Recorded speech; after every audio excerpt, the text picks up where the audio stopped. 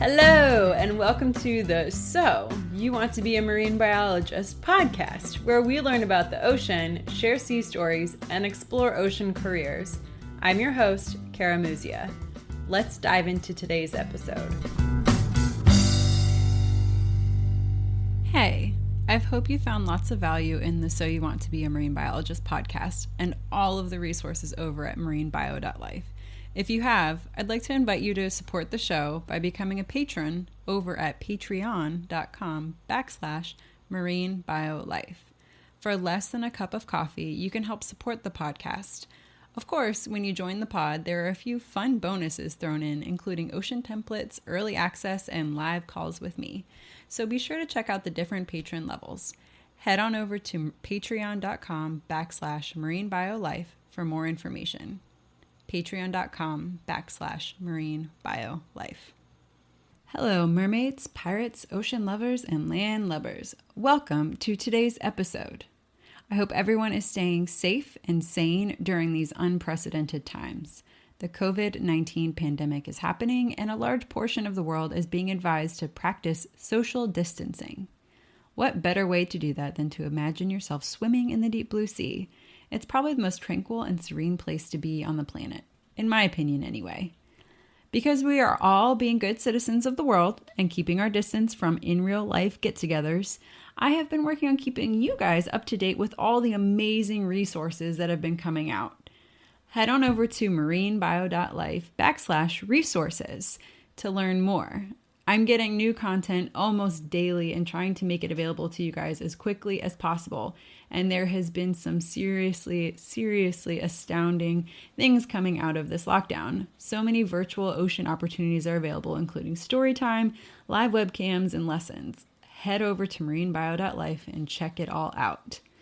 And if you haven't already, subscribe to my newsletter while you're over there. In addition to bi-weekly updates on the podcast, there's some goodness in there that I just don't share anywhere else. Again, marinebio.life. Apparently, y'all have the same sense of humor that I do, and I love it. Thanks to those who have given me feedback on the jokes, I have got a couple more for you today. What fish has the best melody? The tuna. Who is the most glamorous animal in the ocean? The sea star. On to today's episode. In today's episode, I'm chatting with Bailey Jo Curtis. Bailey is a Midwestern American girl studying marine biology in Queensland, Australia. Now, when Bailey and I recorded this episode, it was well before the coronavirus was a concern. I say this because Bailey and I make light of a food contamination concern later in the episode that in the current state of the world seems a bit nearsighted. Just a heads up for that. It's amazing how much the world has changed. We do have an amazing episode for you today, though. Today, we're diving into what it's like to take a field course off the Great Barrier Reef. We also learned some surprising differences between Australian and American university coursework. Bailey shares some insight into what it's like to have an internship at an aquarium working with sharks and rays, and she also shares one of the most incredible stories I've heard of how she got dive certified. Here is Bailey. Bailey, thank you for being on the So You Want to Be a Marine Biologist podcast, and welcome to the show. Thank you so much, Cara. You are coming all the way from Australia right now, which is really fun. You are pursuing your undergrad at James Cook University. Mm-hmm. What inspired you to go to James Cook University? So I started my undergrad at Northwest Missouri State University in Missouri because they're one of the only universities in Missouri that has marine biology. And then I got into my sophomore year and I realized that their program didn't really have any hands-on classes, which I was obviously interested in. So I decided to look into studying abroad, which is how I came across James Cook. And I never really thought about going to Australia until I saw James Cook and all the amazing things that the professors there were doing. So in February 2017, I studied abroad for that entire semester. And then actually, funny story, I decided to transfer in the middle of the semester. I was like, yes, this is definitely what I want to do. And I forgot the password to my email here at JCU. And when I applied, I couldn't find out if I got accepted because I couldn't remember my email password.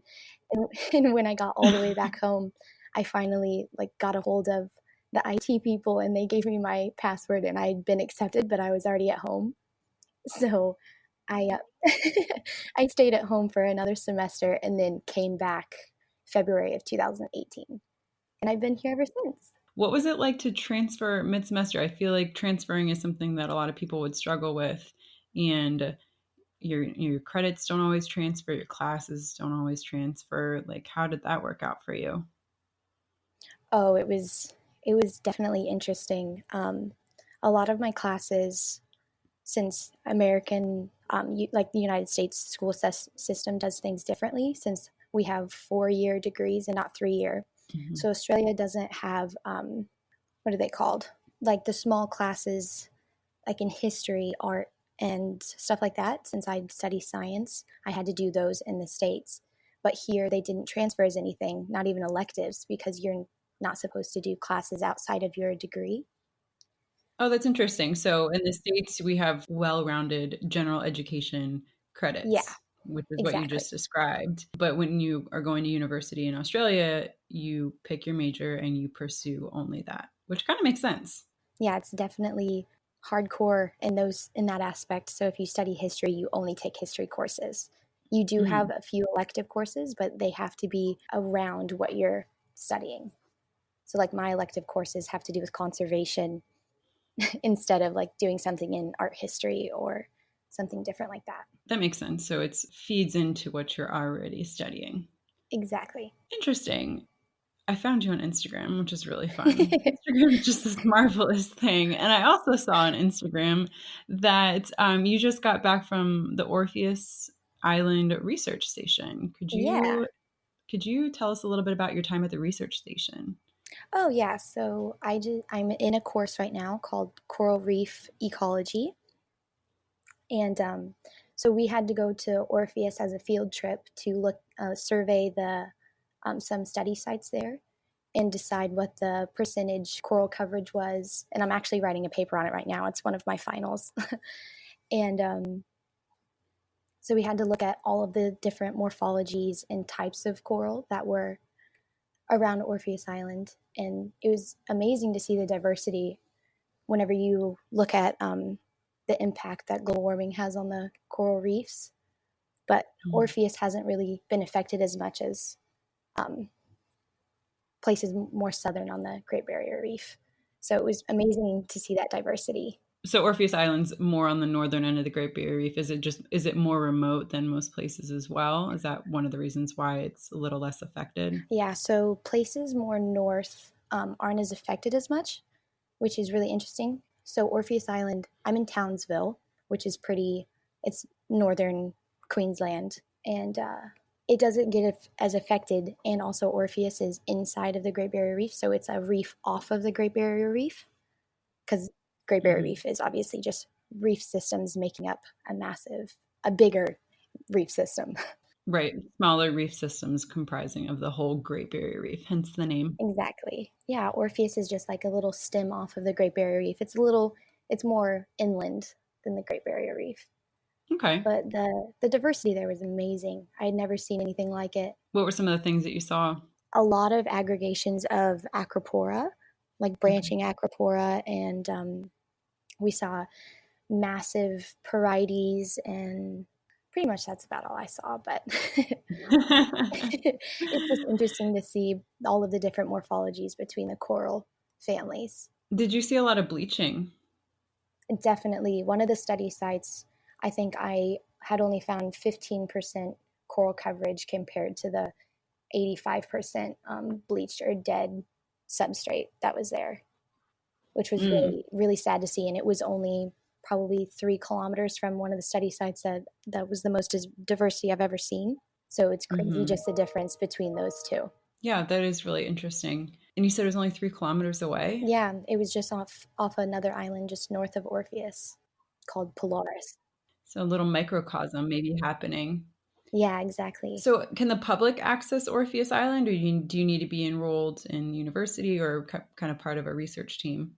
To be at the study sites, like the research station itself, you have to be affiliated with either JCU or the Australian Institute of Marine Science.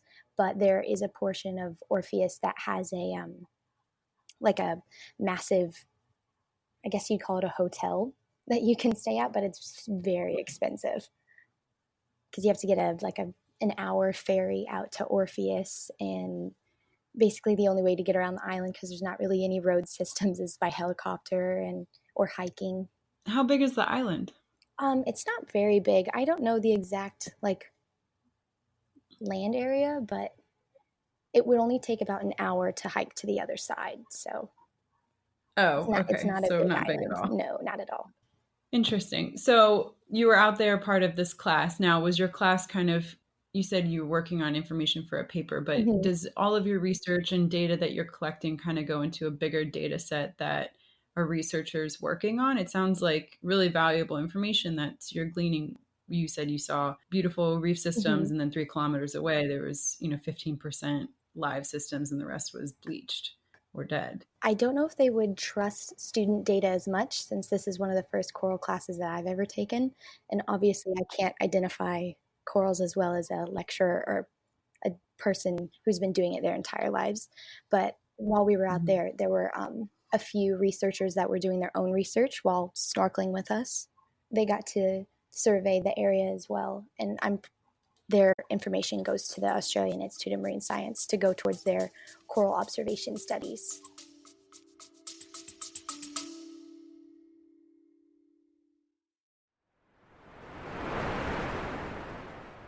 Hey, Kara here. I hear it all the time. How do I become a marine biologist? Or my niece wants to help the ocean. Where does she even start? I hear from students, yes, and also nurses, HR professionals, and other mid career folks who wonder if they could still make their dream of working with sea turtles or sharks come true, wondering if it's too late to answer the ocean's call.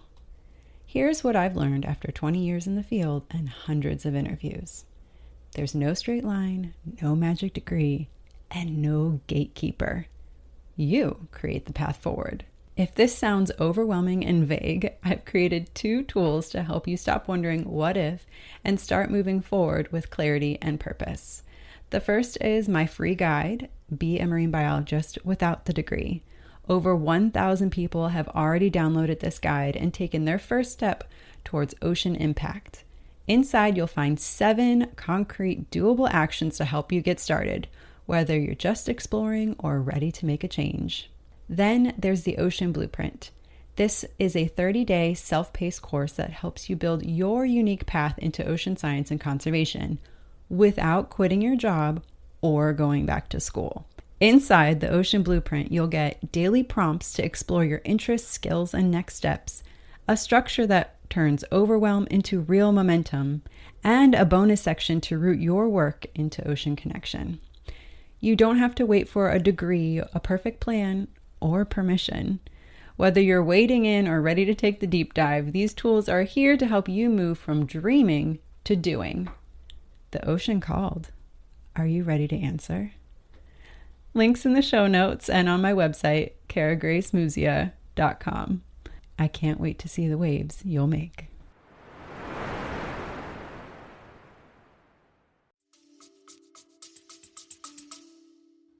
Very cool. Yeah. And so were you specifically looking for stressed corals, or was there other things that you were trying to study?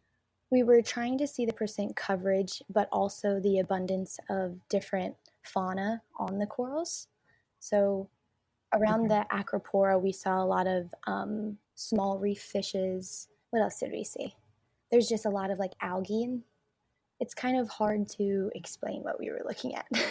So one of the things that I saw was a palmacintrid. There was a lot of abundance of palmacintris, a little yellow reef fish, and they absolutely love living on the acropora aggregations. I've seen that. They do tend to cluster around it. It's very cool. And I'm sure you saw other organisms kind of living around the reef as well, to the typical sea cucumbers and parrotfish, sea fans and all that fun oh stuff. yeah. I actually didn't see any sea fans, surprisingly. Really? That's interesting. None. Yeah. For the stressed corals for the audience, could you explain the difference between a bleached coral and a dead coral? Because there is a difference. Yes, there is. So bleached corals are the corals that look white in color, but actually the coral themselves, the coral is alive. Mm-hmm. Corals have zooxanthellae that live on them, which is like some symbiotic relationship where the zooxanthellae photosynthesize and then the corals feed off of the. Right. So the corals are a live animal, right? And Yes, they can filter the water and gain some nutrients on their exactly. own, but not enough to sustain them. So this is why they have the symbiotic relationship with the zooxanthellae. Yeah. Which is what gives it its beautiful color, right? Yeah, and different species of zooxanthellae have different colors, and that's where you get the different colors on the corals as well. So do you know if there's each types of coral, Mm-hmm. right? You have Acropora and Porites. Does each type of coral have its own very specific species of zooxanthellae that live on it? They do. And actually, there are different families of zooxanthellae that live within. It could be one acropora by another one, but they have two different types of zooxanthellae within them. So Mm. one zooxanthellae can only live between a certain temperature threshold, while the next one, so like clade D symbionts, normally have a higher temperature threshold, so they can live in higher temperature waters compared to, like, let's say clade A. So it's just kind of circle back to the bleach. So we have the coral, and if it gets stressed, it will kick the zooxanthellae out. Yes. But it doesn't mean it's actually dead, and it can somehow assimilate the zooxanthellae back if optimal temperatures or conditions are met. Mm-hmm. The best way to tell a dead coral actually is to see if there's algae growing on it. Yes, exactly. Yeah. So if it's actually dead, there will be algae on it. Yes. So what got you into marine biology in the first place? You kind of sounded like you went in with a mission. You grew up in Missouri, and which is a landlocked state. What got you interested in the ocean and marine biology? Actually, funny story. Whenever I was 17, I decided that I wanted to get my scuba diving certificate. Mm. So my family and I fundraised and saved up money for me to go to the British Virgin Islands for 3 weeks and live on a catamaran with a really cool company called Odyssey Expeditions. Mm. And it's basically for teenagers to like learn about reef systems and be able to become scuba certified. But whenever I showed up there, that was the first time I had ever seen the ocean. It was when I was What? 17. Yep. And you decided that you wanted to get certified and you had no idea. You had Nope. not seen the ocean. Nope. That is a heck of a story. The first time I ever went snorkeling was the first time I had ever touched the ocean. So Wow. That's quite the it leap was, yeah. because to live on a catamaran for 3 weeks is not, if it's not your cup of tea, is not very much fun. If you like it, it's wonderful. But Oh, you had yeah. no idea. You're just going for it. Hmm. I love it. I kind of jump in head first with everything I do. So That's awesome. So you were in the BVIs and that's where you got dive certified. So you're kind of spoiled rotten for life with diving. yeah, I know. That's what everybody tells me. And now you dive on the Great Barrier Reefs. What were some of the things that you saw down in BVIs? Probably my most memorable thing was we were diving one of the big wrecks there.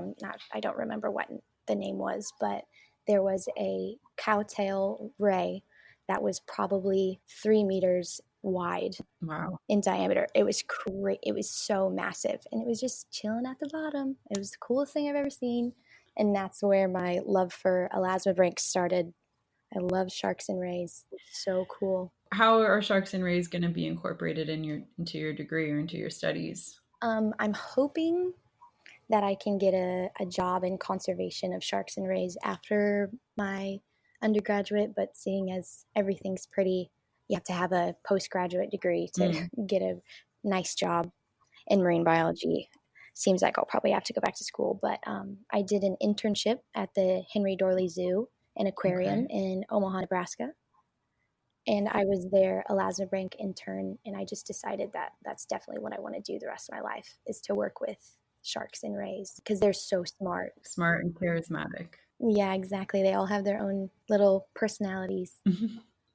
What was your experience like as an intern? What were some of your responsibilities? We took care of all of the animals, but I was primarily with the sharks and rays. I had to go to work at 7 a.m. every morning, which is pretty normal. We started food prep basically immediately. That takes about 2.5 hours for the morning feed, and then you have to do the same thing. What is food prep? Is that cutting up squid? So we did squid, capelin. Sometimes we got salmon. Um, some of the smaller guys, like the uh, Mm-hmm. cow nose rays, they got capelin and smaller squid. And then whenever we were spoiling the tiger shark, or not tiger sharks, oh my goodness, Mm. sand sharks, we would get salmon. It's really bloody. If you've ever worked with salmon, it's so bloody and hard to clean up after. But yeah, so we would do food prep all basically for 2.5 hours in the morning, and then we would do our rounds. We would clean tanks of any filters that need to be done, get meds from the vets. We would help with transportation of animals between different aquariums. I got to help with that twice, which was really cool. Yeah, that's pretty much our day. It's a lot of food prep. If you want to go into an aquarium, that's what you have to be looking for. You feed a lot of animals all day. They got to eat, and you're their Yeah, source. Yeah. So, was this a paid internship? unfortunately Okay. not. There's not many paid internships that you can do as an undergraduate. Mm-hmm. Seems to be a common theme. What are some of the differences between the Australia education system and the American education system that you've noticed This that is are a kind of, great question. yeah, I'm sure there's a lot. Everyone asks this, especially Americans that come over just for study abroad. So, one of the biggest differences I saw was the Australian education system doesn't really have as many homework assignments Mm. or just little tasks where you can get points.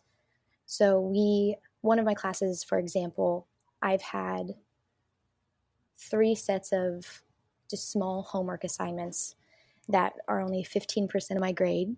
And then I have a paper that's worth 35% of my grade.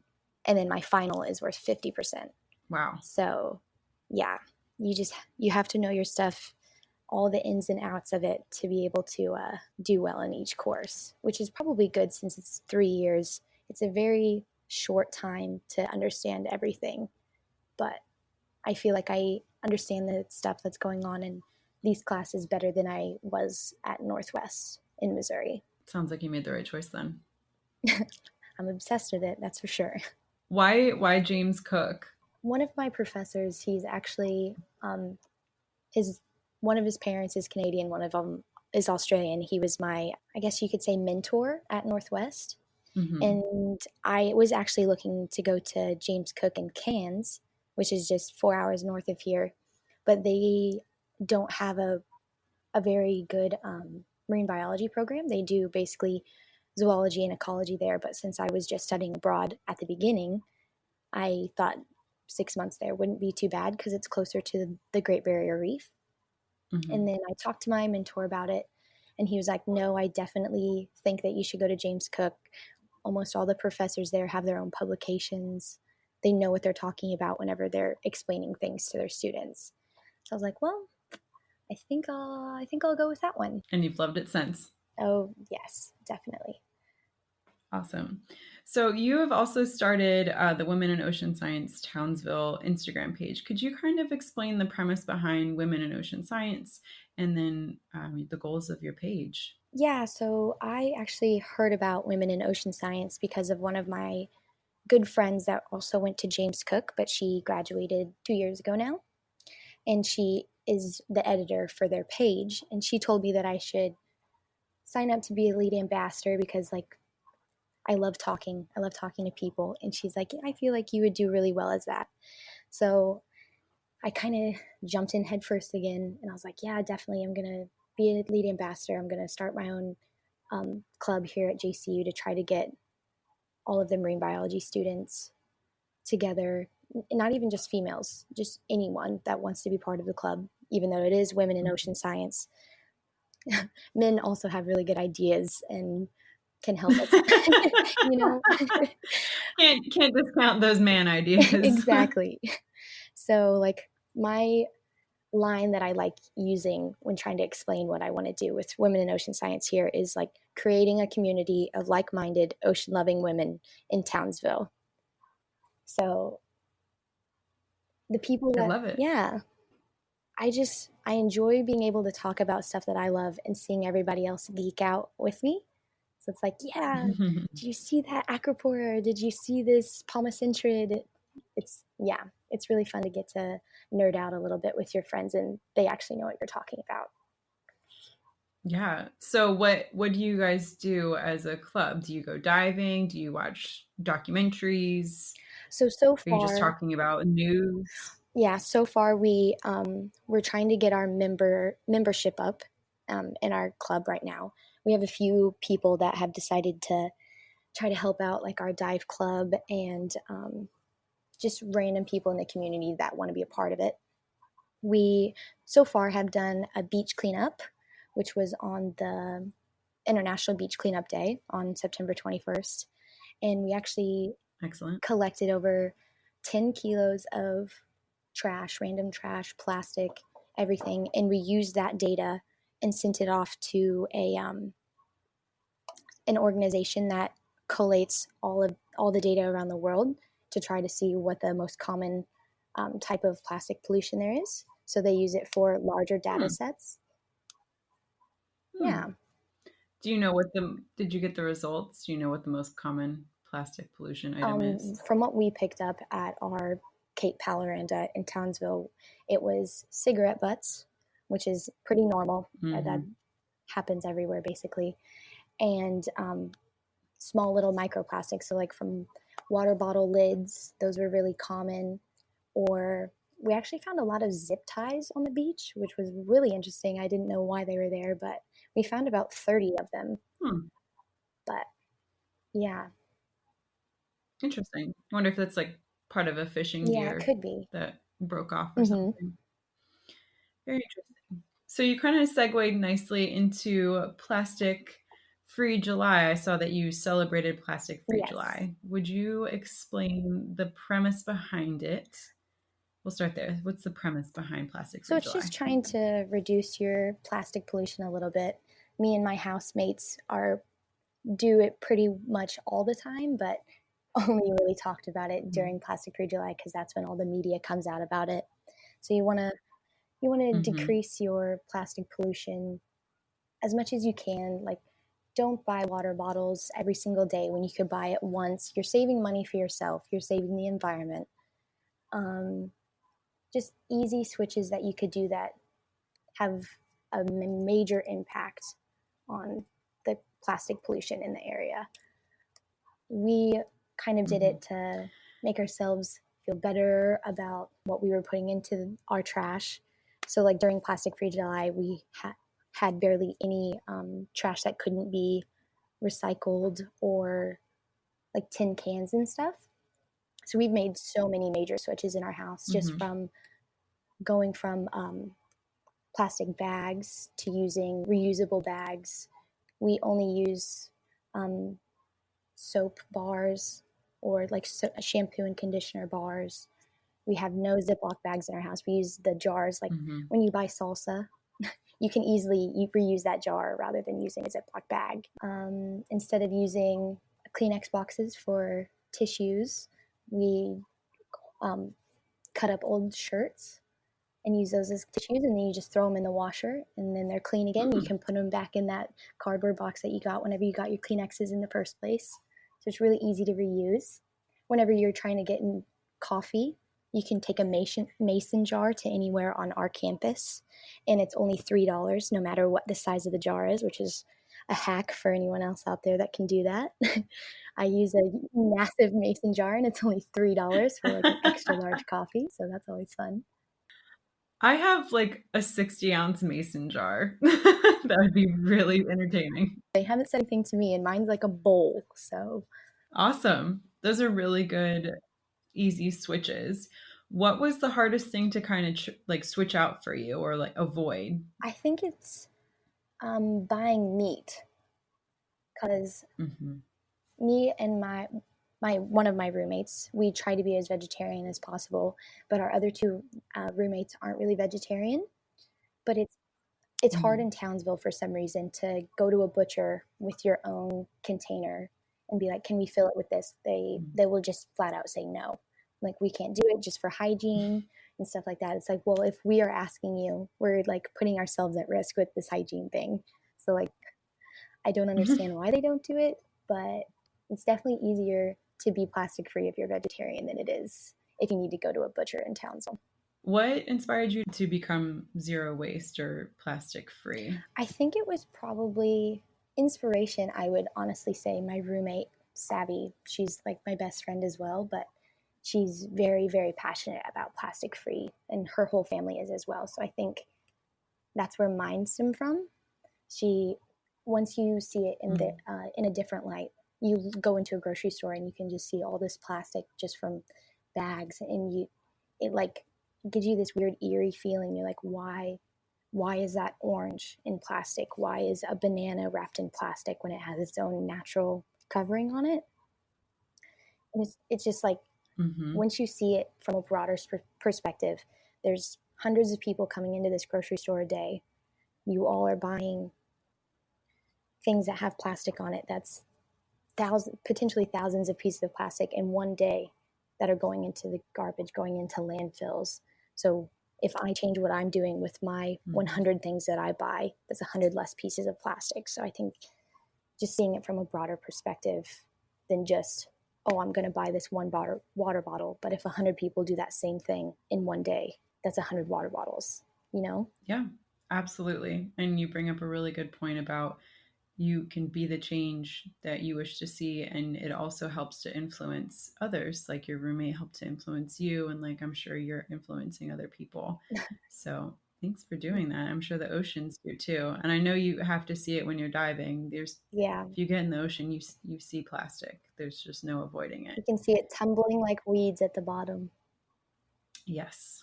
Yes, and it definitely drives home the point of trying to reduce your impact that way. That's for sure. I know you have limited experience as far as field research, but you do have some. I mean, you spent 3 weeks on a catamaran. Mm-hmm. You were on an island for how long were you on Orpheus Island? Oh, it was only for like 4 days, but I Okay. signed up to be a volunteer, so I'll be going back very soon. Excellent. Yeah. So I'm sure you had some things happen that were either completely amazing and like the best thing ever, and there were some things that just went totally wrong and weird, and you were like, well, that's a really excellent story at the end of the day. Yeah. What is your favorite field story to tell? And it could be good or bad. Um, Favorite slash least favorite, I guess, because it's very sad, was when we were in the BVIs. It was probably one of my first dives that I ever did. And we were at the bottom, and I saw a nurse shark tail sticking out of this little cave. Little me, I love sharks. And I was like, oh my goodness, wave to my buddy, there's a shark, there's a shark. And we go down there and we look into the cave, and it was a dead shark because it was it got entangled in some sort of ghost fishing net or some sort of shark deterrent device that they had out in the BVIs at that moment. But it looked like it had nudged itself in this cave to hide or something, but the net had been stuck on the wall of the cave, because obviously hard substrate attaches to little pieces of plastic like netting, and it couldn't get out of it. And most sharks need to move forward to be able to breathe. So it was really sad to see, but that kind of shakes you awake as well, that you need to change what you're doing. And a formative experience sounds Yeah. like. I guess I could do a happy story. All right, let's counteract it. Counteract that one. So a few weeks ago, one of my roommates, he has a boat, and we went out to Orpheus just like as a fishing trip. We love going fishing. We love knowing what we're catching and where it comes from. So we went out fishing, and it's probably just around 8 a.m. and we were like looking on the water, and we just see this massive black thing pop out of the water and go back under. And I was like, what is that? So we threw in some lines, and I caught something. I didn't know what it was. I was reeling it in. It was fighting me. I was freaking out because I had never had something this big on my line. I could just feel it fighting. I was like, oh my goodness, this is exciting. And then it was a Spanish mackerel. As I get the mackerel towards the boat, a bronze whaler, which is a type of shark, jumps out of the water right beside our boat and eats my fish. And it was the most amazing thing you could see, because you don't realize how massive they are until they're out of the water as well. Yes. Oh, it was crazy to watch. I bet. And you're not even mad that it ate your fish, because you're like, well, that happened. That's amazing. Absolutely not. Yeah, it worked hard for it. So now the shark didn't get caught on your hook at all? Nope. No, yeah. It ate half of the mackerel. So okay. Well, that was fortunate. Yeah. It left you a bite. Yeah, a little bit. Fantastic. So do you have any advice for anybody that is aspiring to be a marine biologist? And I feel like you've done quite a bit in your undergrad already. So, and you have had some wonderful experiences. So what advice would you give to somebody that is considering doing their undergrad in marine biology or becoming a marine biologist? Yeah, I definitely think doing volunteer work and internships gives you hands-on experience to know what you'll be jumping into after you get out of school. So I didn't really know what I was doing when I first came to uni. I wanted to be a marine biologist. I knew that, but I didn't really know what it entailed. So doing volunteer work, being an intern, understanding what you go through each day is definitely an eye-opener. And doing the grunt work, honestly, while you're an undergrad, be that volunteer that goes and cleans beakers, do anything that anyone in the lab will need you to do, really shows like how hard you work. So I think being a volunteer is the number one thing I would say, because it puts experience on your resumes, your CVs, but it also, you can get recommendations from those people in the lab. You can get potential job offers just because you have a recommendation from a certain person. So just putting yourself out there, definitely networking is the number one advice I could give anyone that wants to go in the field. Excellent advice. Well, we kind of touched on this already. One of my favorite questions to ask is, what's your favorite sea creature? What's your favorite sea creature? I know you love elasmobranchs. Can you pick one or one species? I have two, big and small. Okay. So my favorite is a tiger shark. I just love them. I love their camouflage capabilities with their stripes looking down from the water and then looking up, they're white. It's amazing to see that.